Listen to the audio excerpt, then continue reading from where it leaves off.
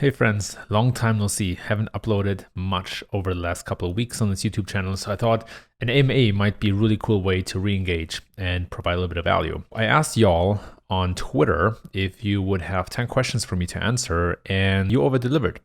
Got over 20 questions across all different sorts of topics, so super happy to dive in. 3, 2, 1. Number 1 comes from Andrea Badjo. And Andrea asks, how does SEO look like in 3 to 6 to 12 months when you land a new job or start a new project in an agency versus startup versus enterprise environment? Now, that is a question that could fill probably a whole book, so I'll try to keep it concise. First of all, there's a great book out there by Michael Watkins called The First 90 Days. Find a link in the show notes, of course, that gives a great framework that helps you navigate a new job or maybe even a new project and really make sure you steer towards success. It was certainly helpful in all my gigs, and I still refer to that today. The second one, when it comes to agency versus startup versus enterprise, there's some commonalities and some differences. So the commonality is that in any case, you want to look for impact and driving results as quickly as possible. You want to identify the big problems to tackle, and you want to focus on building relationships. So far, so good for the commonalities. Now, when it comes to the differences, you want to, on the startup side,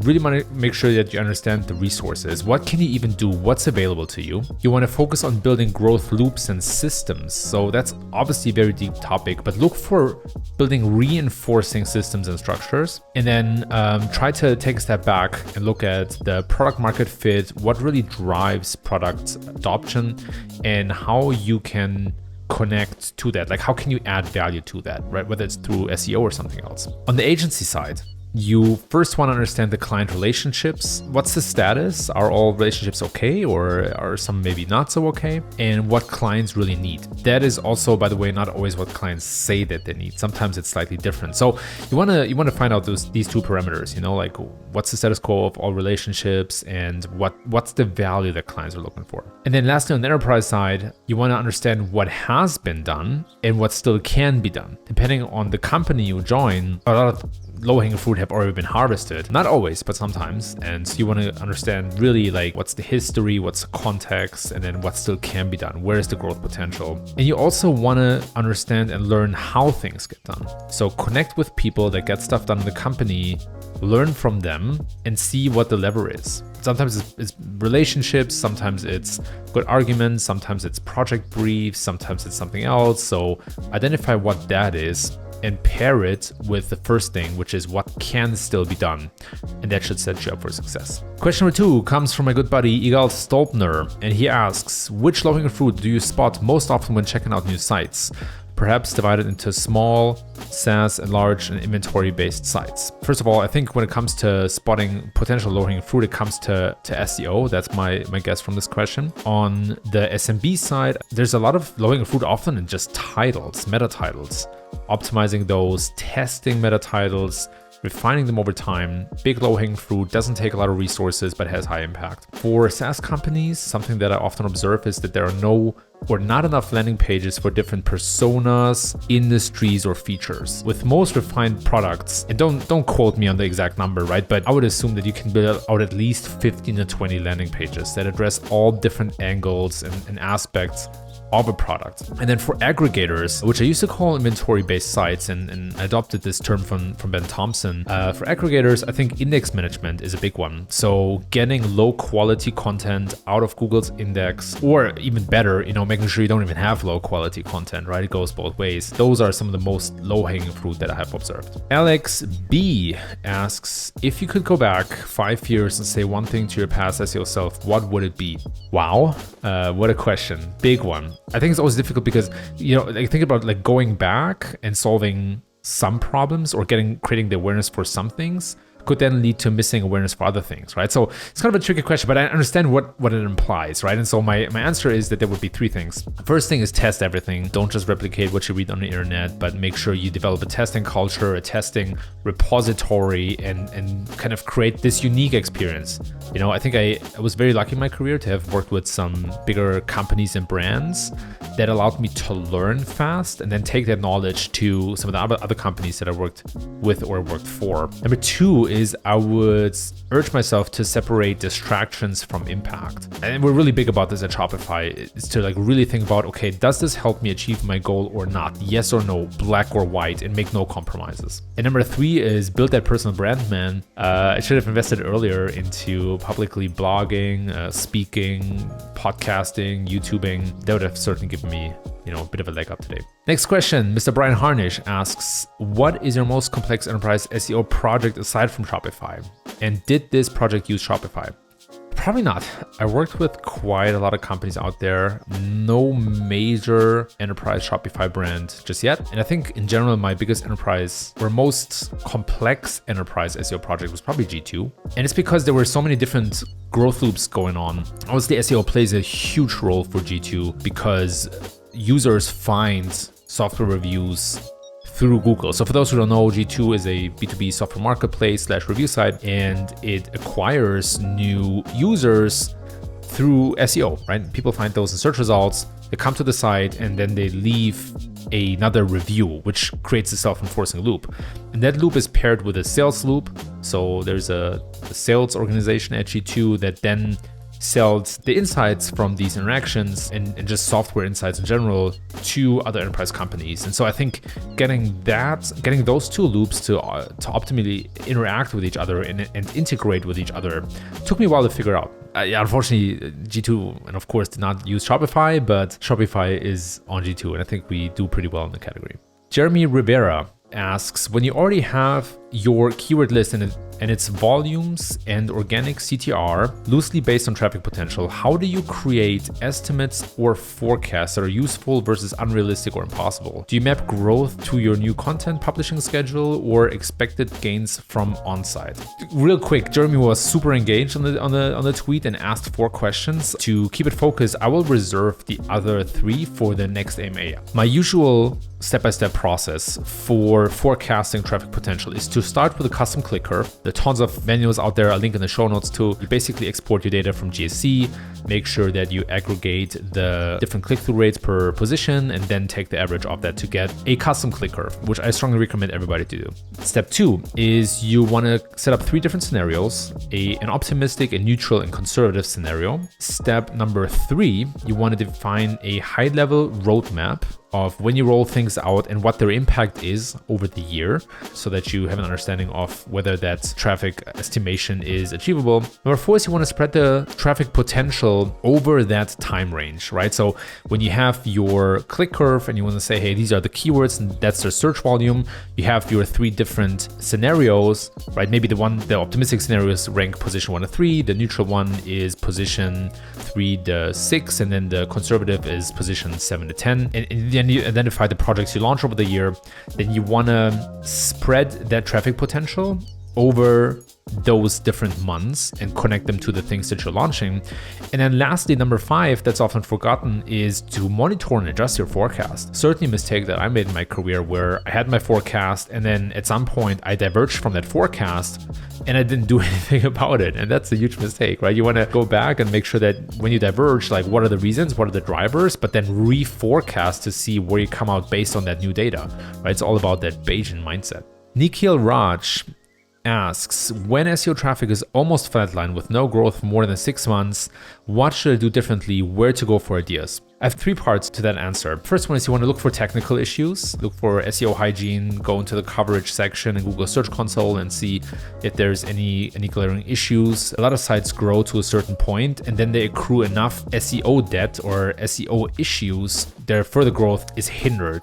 So you want to see, are there any technical issues? Number 2 is you want to understand what prevents new content from growing, or is old content declining? And this is of course where we have to differentiate a little bit between different business models and who creates content in your business model at all. When we assume that you create content yourself, then you have to ask yourself, like, how long does new content take to rank? And is there any issue that prevents it from unfolding its maximum potential? Or am I basically treading water where I cannot create new content fast enough to outweigh the decline of older content? And then number 3 is you want to compare against your competitors. I think it's always a good idea to, from time to time, do a reality check and see, how do I stack up in terms of links, UX, content against my strongest competitors? Plaque Theme asks, as a startup, should you first invest in SEO or paid ads? Good question. I hear that a ton. And the answer is it depends. Depends on your product. So for some startups, SEO is their core growth drivers and they have to invest in it from day one. And for other companies, it's something to add on top of your channel stack way later on in the company or product lifecycle. Product like Salesforce, for example, very sales driven.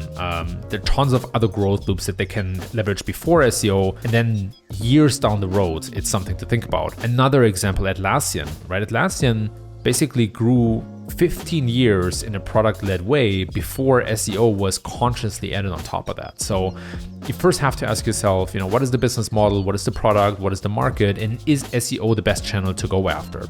If you have inventory to expose to Google, right? When we talk about aggregators, is there any kind of e-commerce inventory or any data you aggregate or any user-generated content that you can expose? In this case, you certainly want to invest in SEO early on. We already spoke about who creates the content, and then you want to think about what is the customer lifetime value and how does that stand in relation to customer acquisition cost? So when you have super low lifetime value or ARPU, average revenue per user, if that's super low, then you probably cannot spend or afford to spend a lot of money on paid loop or paid campaigns. It might also be hard for you to invest in sales. And so then SEO is certainly a great channel. And lastly, it should have actually been the first point, but you always want to ask yourself, do I have product market fit yet? Do I have a strong word of mouth distribution or people coming directly to my site before I invest in paid ads or SEO? If that's the case, then yes, go back to all the steps that I mentioned before. But if that's not the case, then it's probably not the right time yet to invest strongly in either of those channels. You first want to make sure you really have solid product market fit. David Fellarm asks about my opinion about a tweet from Brian Tom that says, if there's anything I learned from this post, it's that SEO is like talking about the idea of SEO rather than actually doing it. Search landscape is always changing, adapt or get out. Time spent complaining is better spent working. Kind of true. There's certainly some truth here. I do agree that we have to adapt or die. I also agree that SEOs, like speaking about SEO, which I don't know, it's kind of a meta moment because I'm doing exactly the thing. But I also spend some time actually doing SEO. And I think it's important to talk about SEO. And I think one thing that we over index on is that we like talking about tactics, not enough about models, concepts, and strategy. And that's something I'm trying to balance out a little bit. It's not that I carry that responsibility necessarily, but I certainly have a lot of conceptual content out there, but it has helped me become more agnostic to tactics and basically find the right tactics for the right situation. Nick Swan asks, how can I grow SEOtest.com with a bootstrapped budget? Man, there are a couple of things. First of all, you want to stay super close to your customers. I think that's actually something that you do fairly well. And you want to constantly get feedback on what they like and what not. There's the qualitative research where you actually talk to people and ask them straight up, what do you like? What do you hate? What do you wish this could be? And then there's the data side of it. You should measure engagement in your platform. You should understand in a data-driven way what features your customers most engage with. You should find some way to measure success, right? Maybe that's the number of completed SEO tests, or maybe that's something else. And then you should do everything to drive that number up. And then lastly, maybe build in public. This is just a suggestion. You have to consider there are pros and cons to building in public, but I've seen a lot of success, especially with bootstrapped companies. And what it basically means is to document your progress, document what people say. I think Buffer is a great example of that. They even publish all their revenue numbers, any kind of cash flow numbers, which is pretty stunning. But maybe even just a tweet here and there of like showing people what you're building, what you're thinking about can be very powerful. Like there's an audience out there, and if that audience gives you feedback for free, that's pretty dope. Jose Luis Hernando asks, what areas do you think SEOs do not spend enough time talking and researching about? Jose, you also asked 3 questions, and I love that. I'll reserve the right to answer this one question here, and then save the other two for the next AMA. Please keep it up. Don't let me hold you back on asking questions. So a couple of things. I think on the one hand, we don't talk enough about traffic volatility. The sheer fact that a site can lose traffic within a core update and then get that traffic back 6 months later without changing anything, that is probably something we don't talk about enough. That's sort of an awareness that we have to create, and goes back to this idea that traffic can be very volatile and that traffic is not guaranteed. And it doesn't mean that you do something. It just simply means that either Google adjusts some ranking signals or that Google updates its natural language understanding. I think that's something that we SEOs don't like to talk about, because it shows that there's something we don't have control of. Alex Friedman asks, SEO tips every early stage founder should know. Let me give you 3. First one is, the point at which you should invest in SEO depends heavily on your product, customers, and monetization. I spoke about this before, but not every startup needs to do SEO. First, find product market fit, then find product channel fit or channel market fit, and then iterate from there. Number 2, the best way to use SEO is when you have users or suppliers creating the content for you, and you basically just work on optimizing it and optimize how it's served to Google. And number 3, very narrow tip, but if you blog on your own site. Don't use Medium. I mean, nothing against Medium per se. I think it's a great platform. I want them to succeed.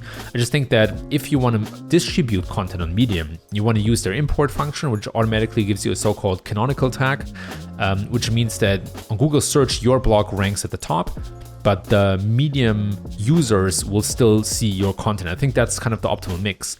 I'm saying that because you want to build out a destination as soon as possible in your product career or brand career, and not build too much on other platforms that you can't control and where you cannot really own your content and so on. I'm not saying that Medium, is a walled garden and doesn't allow you to do any of these things. I'm just thinking that you want to bring any content as close to your landing pages as possible or as close to your platform as possible. Richard Kenny asks, if you had to pick one, what change are you or have you implemented Shopify that you're most excited about? Sorry, Richard, I can't talk about all the specifics. We're really bullish on making sure that, we don't give away too many sensitive things, but I also don't want to leave you hanging, man. Actually, one point that I'm super happy about is building and forming a super team. The opportunity at Shopify is huge. To go after the opportunity, we need the best people, like the best. And so I'm super blessed to work with tons of talented people. I'm very proud and happy of how we work together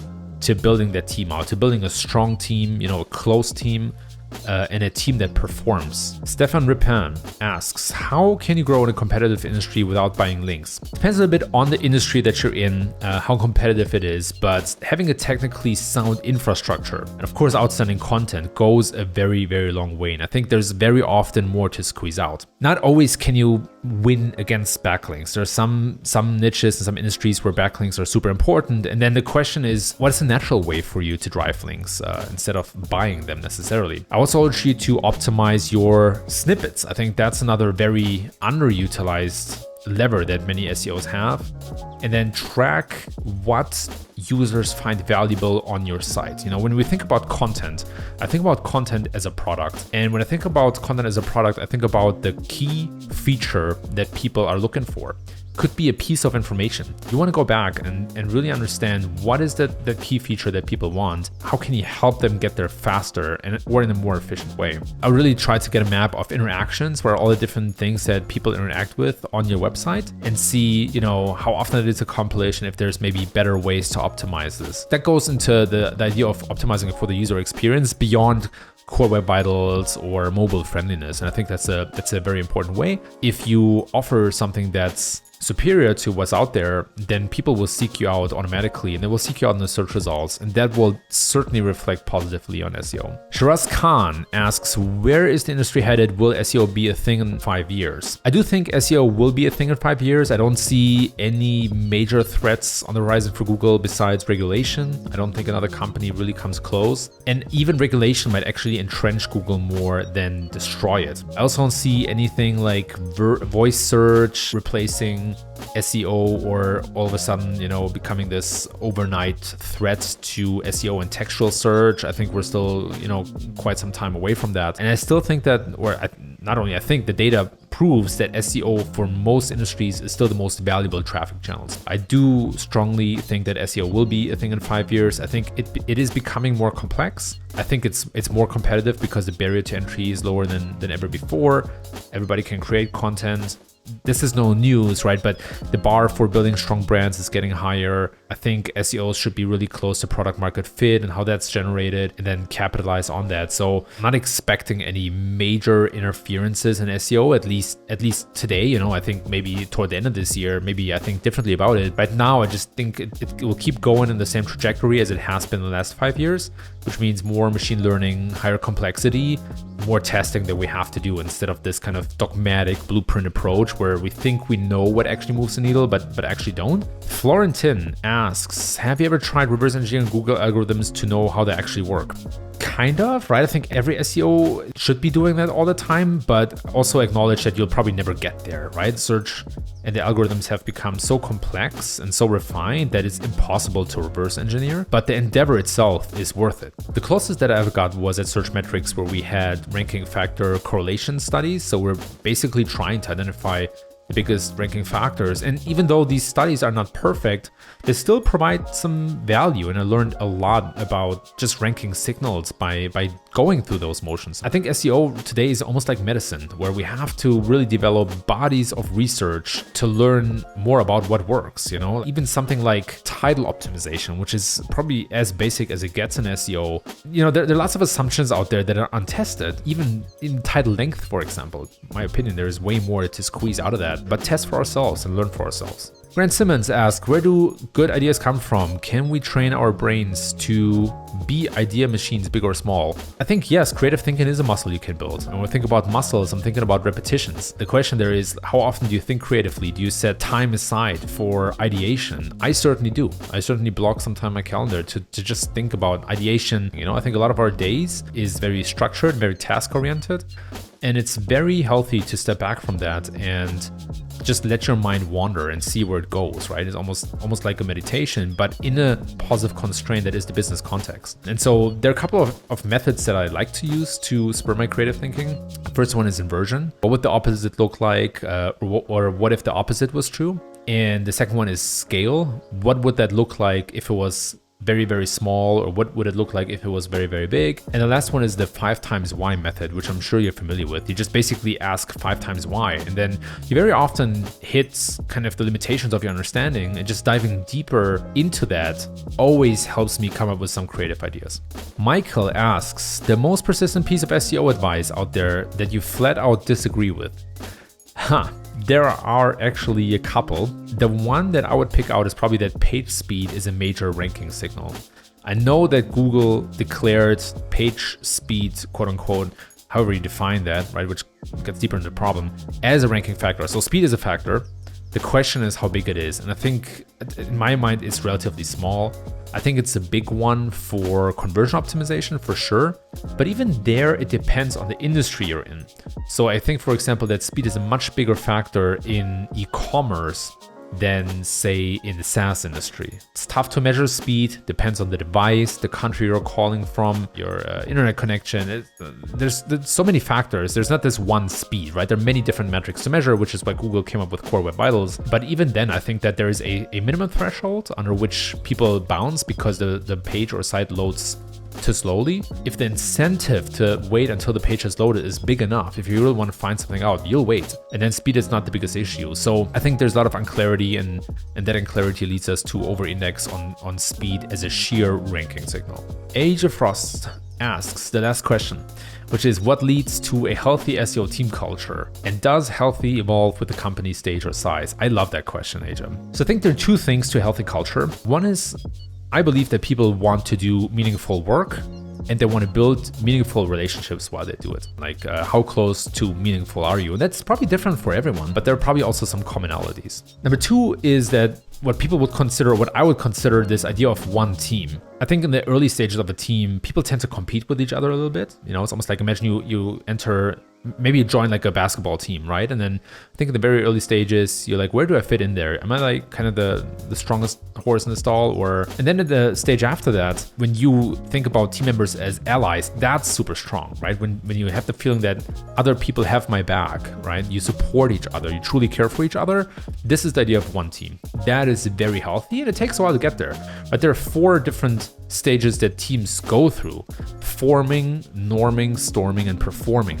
All teams that come together go through these different stages, and all these come with different signs, right? Like conflict, for example, is hard to avoid when teams are on their way to performing. And that leads me to the third thing. I think a healthy team culture embraces clean disagreements and clean conflict. It's important to disagree, right? If everybody just agrees all the time, honestly, probably a red flag. But if you can debate in a healthy context, that is very healthy and that's very powerful. And the last one is clear responsibilities and goals. If everybody on the team can tell and explain what the strategy is, what the goals are, and what their responsibility is, that is certainly a signal of a team culture. And of course, it evolves with the company's stage and size. Absolutely, right? If you even think about the responsibilities of a team in a startup, they have way more responsibilities, right? They have to be way more scrappy and lean and almost like generalists than that same team in an enterprise context where you have dedicated teams for all different roles and responsibilities. So that dynamic changes over time, also changes as new members come on the team or old members leave. And so I think you constantly want to refine what healthy looks like, very similar to how the culture of a whole company changes. There was this one thing I learned, I forgot where, but it's basically the gist of every new employee changes the culture just a little bit. And I think the same applies to a team. And a certain churn is normal for various reasons. It's not always a bad thing, unless you lose most of your team, right? But teams evolve and teams progress. If you have a very strong team culture, then new members quickly adapt to that kind of and become part of that. And if it's a very unhealthy culture, then every new member more or less just disrupts that. You kind of want to move through these 4 stages that I mentioned earlier as quickly as possible, but you cannot skip any of these pages. And each of those come with different challenges and milestones. So it's a concept that I'll link to in the show notes as well. And with that, we are at the end. Those were a lot of questions. Those were really good questions. If you like that, leave a comment below and feel free to share this, of course, on social media or wherever you feel like this is share worthy. Super happy to do this again if there's an interest. So let me know if you'd like me to do this again, and I'll see you at the next time. 3, 2, 1.